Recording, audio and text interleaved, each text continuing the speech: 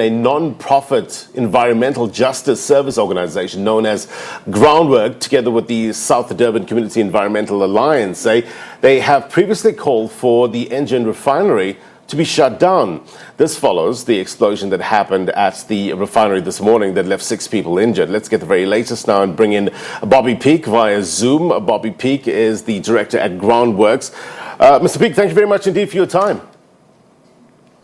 Thank you for having us on. You know, I was just thinking back, 9 years, almost to the date. I was in conversation with Desmond Desar, another environmentalist in the area, and we were talking about air pollution. We're at COP17, all these years later. Tell us about some of the work that has been going on in this area and some of your findings, some of the concerns that you have as an environmental group. Well, we do know, as a result of the air pollution from the Engen and the Shell and BP oil refinery, that the South Durban youth have a 52% asthma rate, which is probably the highest in the world. We also know that there are cancer clusters in the South Durban area, and one such cluster is a lupus cluster, which impacts upon children quite severely in the area. We do know that there are high benzene levels in the area, and a benzene is linked to leukemia, and the leukemia rates in South Durban are also elevated. So these are the facts that we have. But the present reality now is that the Engen oil refinery is needing to close down because it's old, it's a rust bucket, and they recognize that. And my belief is that in the run-up to this fire, there was very little inspection done by the Department of Environmental Affairs to understand what's happening with Engen. Engen was spending very little money on maintenance. They were cutting corners. And as a result, we have an explosion, something we had warned about for quite some time. Just talk to us about any progress that has been made over the past couple of years. I remember when we had these fires a couple of years ago, there was an undertaking by various refineries in that area to at least try to bring down their emissions. What sort of progress has been made in this regard? Well, essentially, there's no evidence of progress because there is no what we call open democracy. And what I mean by that is we are not allowed the information from the oil refineries. We are not allowed the information that government holds, if they do hold that information, about the pollution that comes from the oil refinery. So our democracy is not open. We have democracy only in name, but not in practice. So that's the first thing. We also know that the Durban city, has literally dismantled its good air pollution monitoring system it had set up about 15 to 20 years ago. Right. So and that has been because that monitoring system 15 years ago was isolating who the culprits were.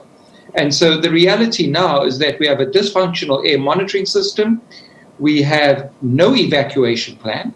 So the critical thing about the process now is that we told government 25 years ago that you have to have an evacuation plan. We gave government an example of an evacuation plan, but local government did not come back to us and explain and work on an evacuation plan with us. I remember that one of those air monitoring systems was actually at one of the schools. I covered a story there. You saying it's for how long now has it not been working, according to you? Well, it's been, if you ask the Department of Environmental Affairs, Forestries and Fisheries about what air pollution data they got from South Durban, they will tell you, well, we don't have any, because it's not been communicated. So the monitoring of the information of the air pollution, the capturing of that data is not happening. We don't have it on hand. You can't go into a website and say, well, the air monitor at Settler School today shows us that we have X amount of sulfur dioxide in the air. Right. There's no online monitoring. And the reason this is the case is because Engen Oil Refinery and SAPREF, Shell and BP have purposely put pressure on the municipality, and the municipality has caved in to not allow good monitoring systems. So this didn't happen just because we had a lazy municipality. No, it happened because there was there's a relationship of deviousness between the corporates and government against community. What normally happens, from my experience, is when you have such explosions, environmentalists such as yourself normally go out and test the air quality at this time. Is that going to be happening? Are you guys out and about at this stage in order to figure out how much pollution is in the air currently? Well, there are two things that are important today.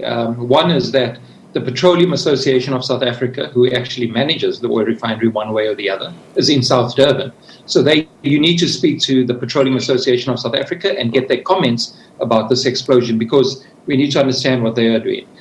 The second thing is that in terms of air pollution, the South Durban Community Environmental Alliance has just resuscitated, just started again, and there is, on the 9th of December, a webinar on this. They resuscitated and started again their local air pollution monitoring program. And I'm hoping that they are now in the field to do that. But what is critical is not whether South Durban Community Environmental Alliance is doing air monitoring, is whether the city is doing air monitoring now, whether the city is going out to test people's health, whether the city is talking to people and giving people guidance, especially the sick, the vulnerable people, the old, the young, to guide them as to what to do in this crisis. And my belief is that this incident should be investigated, and the Engen managers, the city officials, especially the mayor himself, as well as the various national government departments, energy and environment, who are responsible for this oil refinery, should be held criminally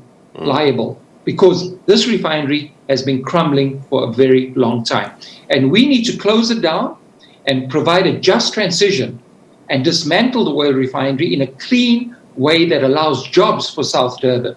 Not for 1 year or 2 years, but for detoxifying the area over a 10, 20-year period. And that will create huge employment for the people of South Durban and take a toxic oil refinery out of their neighborhoods. Talk to us about the appetite to have these refineries or a refinery shut down in that area.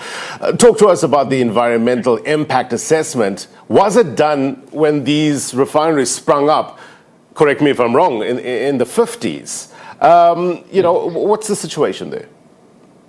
So originally, when the oil refinery was developed in the 1950s, there was no strict environmental authorization. We must remember that the refinery was specifically placed there because there were communities of color. There were black communities there. It's environmental racism. That's why the oil refinery was placed there, because black lives did not matter for the apartheid government, and presently still don't matter in terms of how the global politics sees black lives. So that's really important. But that refinery, just a couple of months ago, the refinery came out with a statement, or they did not deny the statement, that they're planning to close. And my belief is what is going to happen is the refinery is going to close without cleanup. They're going to leave the environmental legacy and the toxicity to us as residents of the area and to government. So my belief is that an environmental impact assessment must start now as to how do you close that oil refinery, how you detoxify the land, and how do you create a new future. But that mustn't just happen by chance. Engen Oil Refinery has to pay reparations to the communities it has impacted upon since 1952. And many people have died. So there has to be a public fund set up to ensure that when we have a cleanup of the Engen Oil Refinery and the closure of it, that money is in the public domain and it's dealing with the public health and to create a safe and healthy environment for the people of the future. We must not allow Engen to walk away and not clean up. Mr. Pig, if you do get your way and this refinery is shut down, how would that affect the community? Talk to us about the job creation issues here. How much of the community, the surrounding community, actually work in these refineries? We need to remember one thing. It's not about whether the South Durban Community Environmental Alliance or groundwork gets their way to close this oil refinery. This oil refinery recognizes itself it needs to close because it's too old. It's like an old Volkswagen of the 1950s. And you're trying to put on a new exhaust pipe and a new flange. It's still going to explode. It's old. It can't take the pressure of what is needed now. So the refinery recognizes it has to close. And what they want to do, like all other corporates do, they want to close up shop quickly, run, and leave that toxic oil refinery for us to deal with. So that's the first thing. And what we are saying as groundwork in the South Durban Community Environmental Alliances, close it.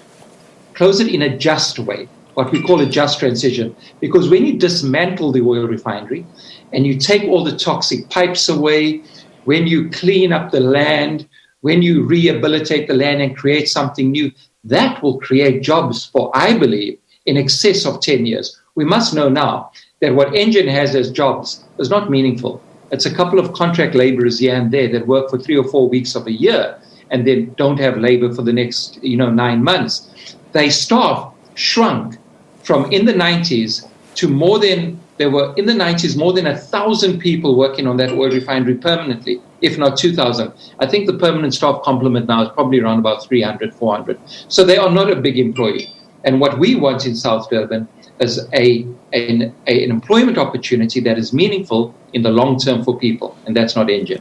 Bobby Peake, groundwork's director, we thank you very much indeed, sir, for your time and perspective. Be well. Thank you very much.